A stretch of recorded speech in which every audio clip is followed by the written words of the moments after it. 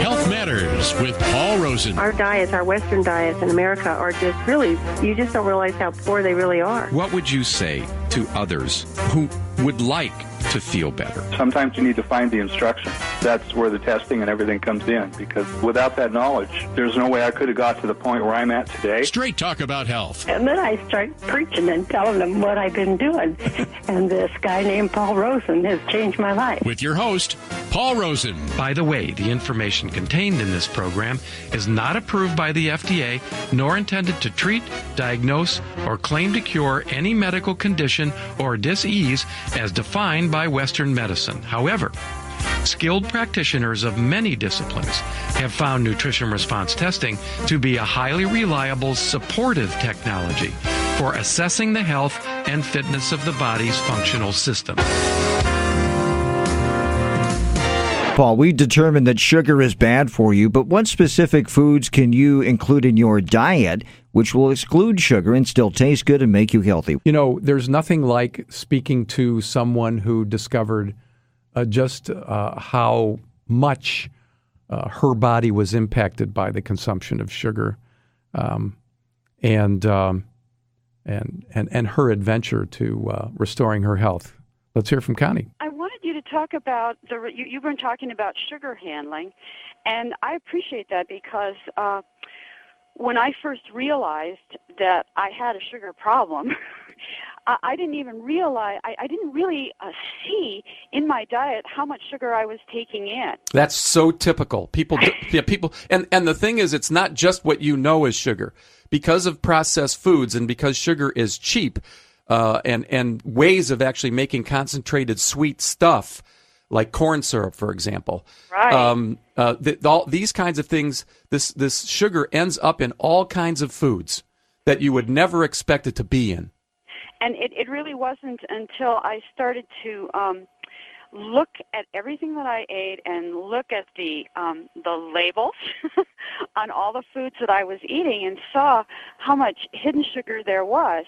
I realized that I had built up, particularly, here's one example.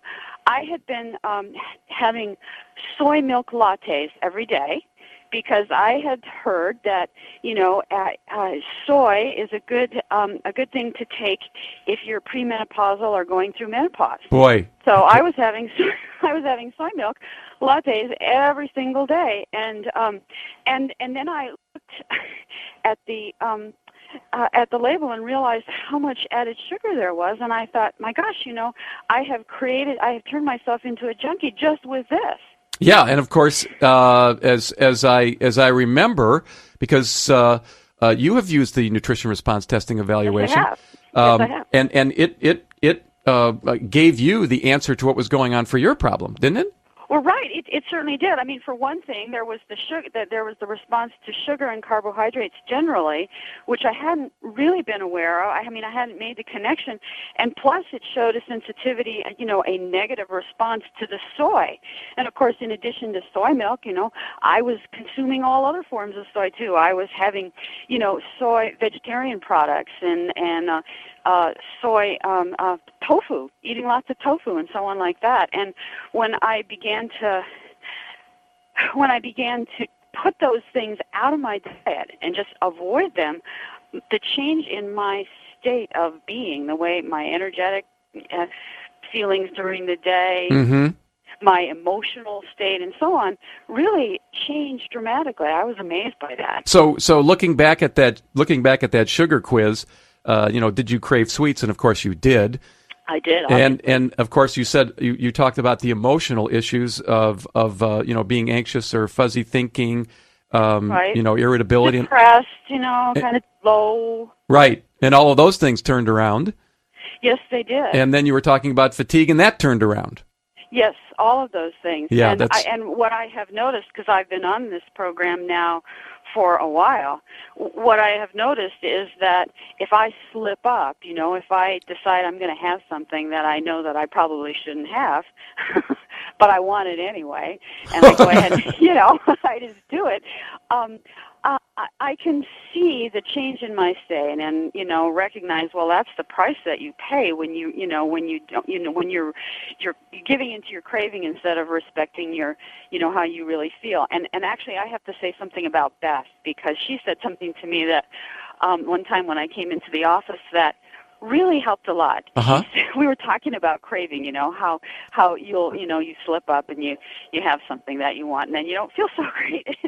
And she said what she thinks to herself when she sees something that she really liked to have, she says, that does not look as good as I feel. Yeah, that's exact. In fact, we use that as a result of that. We use that in the office all the time.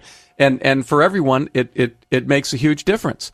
I mean, I think one of the things. It's really true. Yeah, and one of the things is that, you think you have no control over these things. Right. And of course, you don't have the most significant information, which is what the nutrition response testing evaluation can give you. And once you've gotten that, then you're in control. So Connie said she was eating soy tofu. Paul, if I was a condemned man and they said you can be executed or you can eat soy tofu. Tofu is generally soy. I think I'd go for the execution under those circumstances. One question that I get oftentimes, what makes sugar so addicting? And really it's chemistry. It's just chemistry. The sugar has the same impact on the brain that other illegal drugs have, which is to produce